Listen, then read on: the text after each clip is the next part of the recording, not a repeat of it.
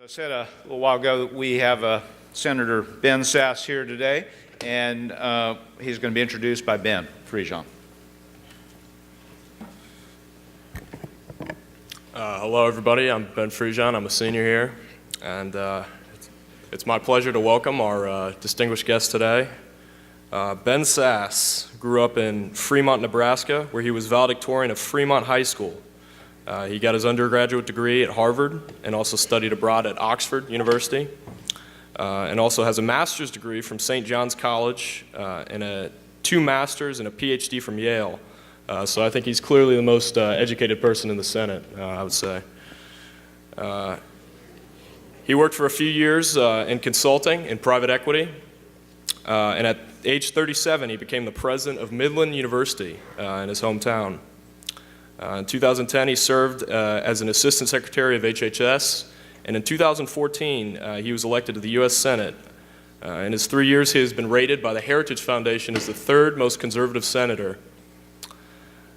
His new book, The Vanishing American Adult, analyzes the problem of ill-prepared and perpetually adolescent adults in America. And I've been following him for quite a while, and I think he's a very intelligent guy and a Nebraska football fan, so hopefully he'll talk to us a little bit about that today. That hurts. Well, ladies and gentlemen, it is my pleasure to welcome today Senator Ben Sasse, MBA.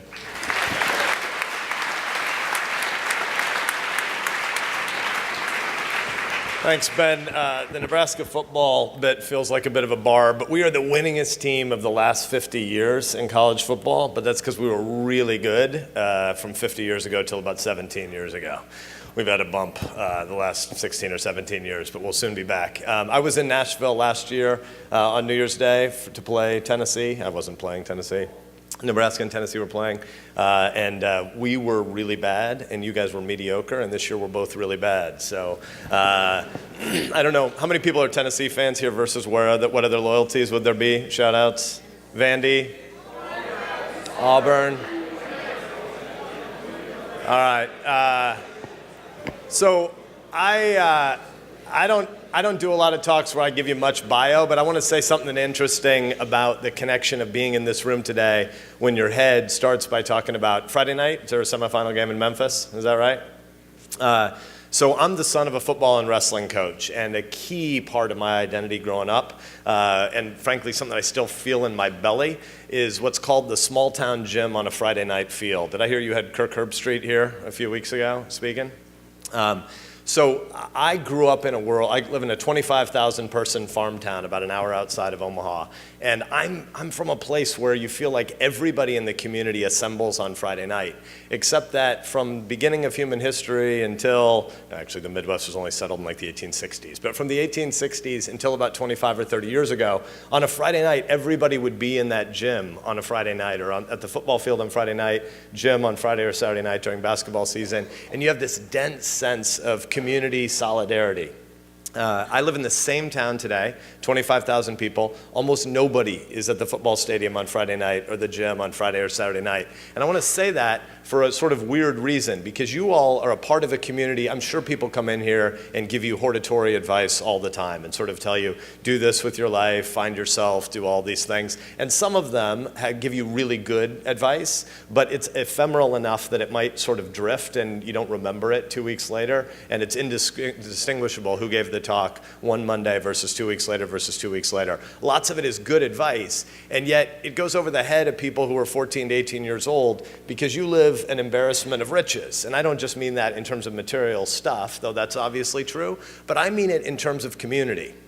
You have 700 people at this school, and you have alums. I think I heard that the annual fund or the capital campaign that's going on right now has high participation rates from people from the classes of the 1940s, 50s, and 60s. That is an amazingly great thing.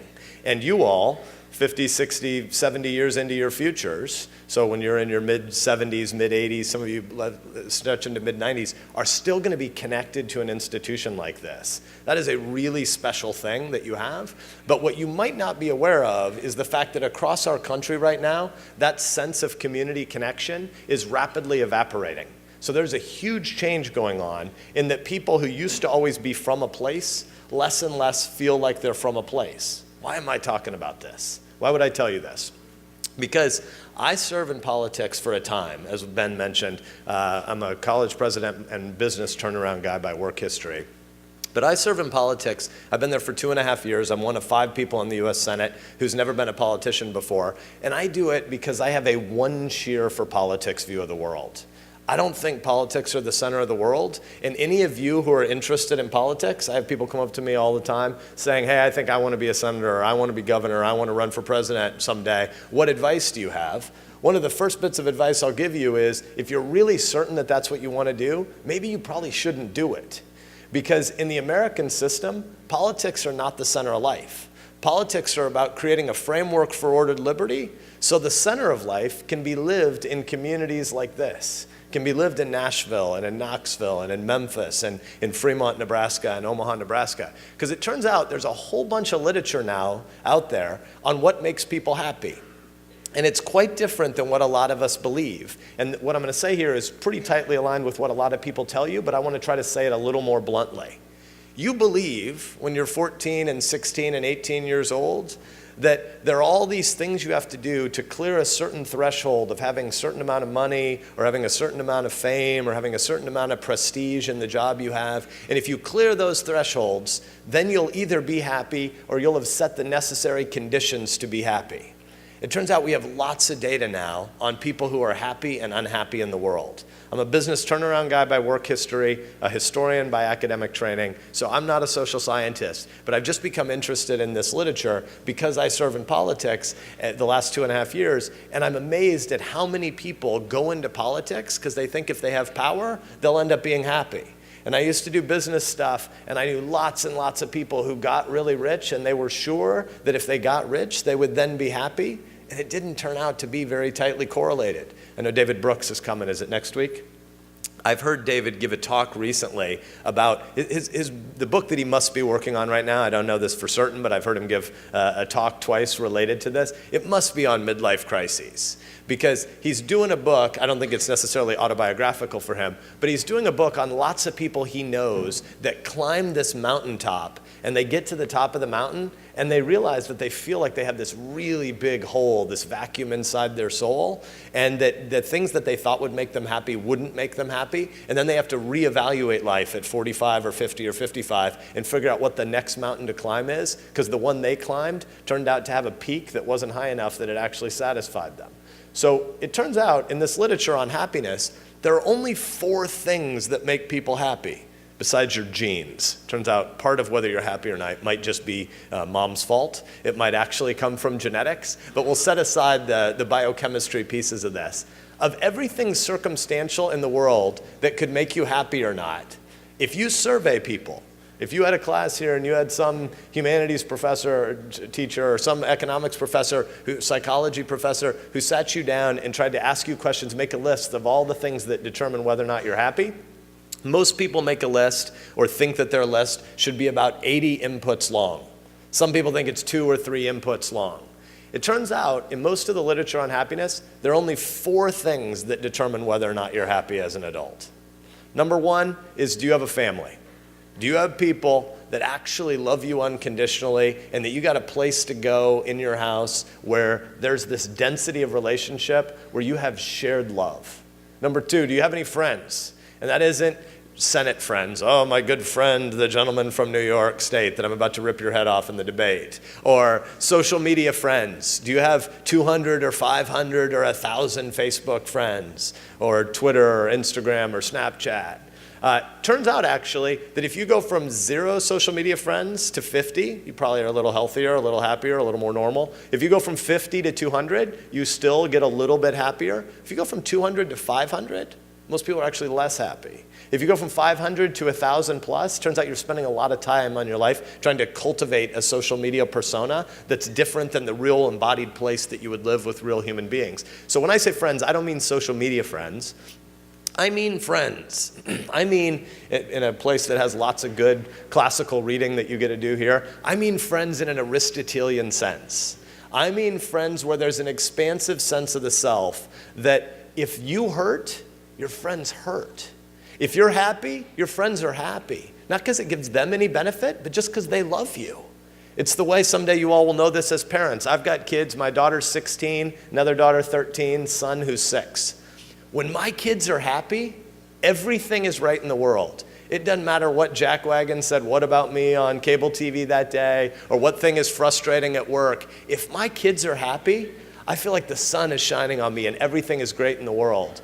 If something's happening that's hurting my kids, if my 14 and 16-year-old daughters just had something bad happen in their lives and they hurt, I hurt. It's not a choice I make to hurt. I just hurt because they're part of me and I love them, right? So family, friends. Number 3, do you have a theological or philosophical framework to make sense of death and suffering? What do you do about those existential questions? What do you do about mortality? What do you do about the fact that most of us are living most of our days and most of our hours trying to pretend we're not going to die when it's always sort of right there hovering in the back of your head? So number 3 is, do you have a worldview to make sense of death and suffering?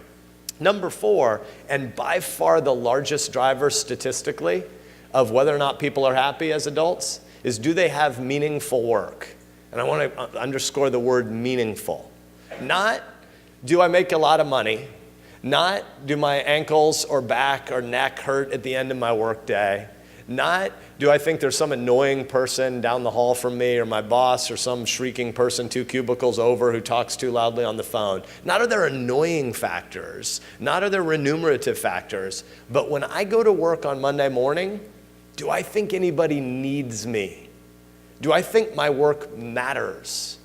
If we believe, as I do, and I'm sure many of you do, that we're created by God with dignity and meant to live a life of gratitude and response by serving and benefiting our neighbors, it turns out the biggest driver of whether or not you're happy in life is, do you have meaningful work? Does someone benefit from the things that you do when you leave home on Monday morning? And what's happening now in the world that you're entering, and I'll pull up and stop in 3 minutes, but what's happening now is, for the first time in all of human history, you all are entering the world of your speaker from a few years ago about driverless cars. Y'all remember this? I just heard about it from one of your teachers in the hall. I assume it was an all-school assembly that you heard about driverless cars. The number 1 employer in 37 out of 50 states in America today, driver. Number 1 employer in 37 out of 50 states is driver. And probably 2/3 of those jobs are gone within 10 years. Well, that seems like something quite different than what most of you think you're going to do, except actually you're also headed to a world where technology is going to gobble up work like never before in all of human history. There have only been 4 kinds of economics in the history of the world: hunter-gatherers, agrarianism, industrialization, and whatever we're entering now.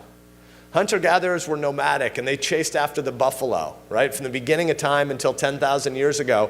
They were mobile, but they took their community with them. They could distinguish between their 3rd and their 4th and their 5th and their 6th cousins. They actually had lots of community density. They had family and they had friends who were going to travel with them. The second phase of human history, agrarianism, from about 10,000 years ago till about 150 years ago, starting in Mesopotamia when people settled down and began to actually note the distinction between planting and harvesting and a whole bunch of private property rights.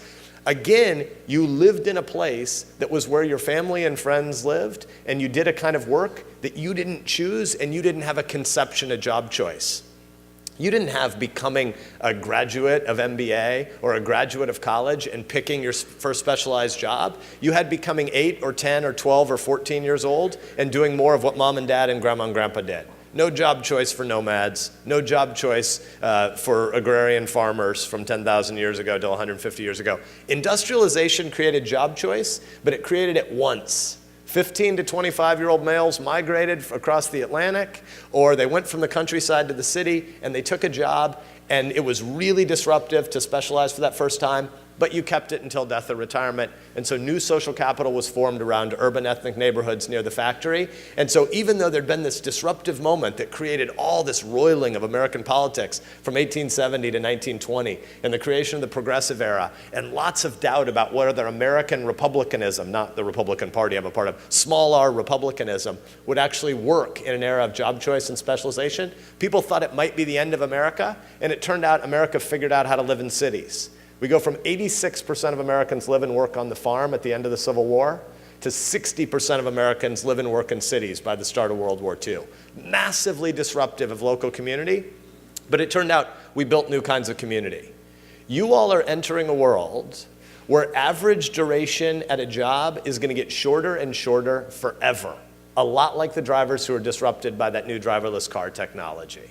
I was born in 1972. In the mid-1970s, average duration at a firm, 26 years. What do you think average duration at a firm is today? 4. And getting shorter every year forever.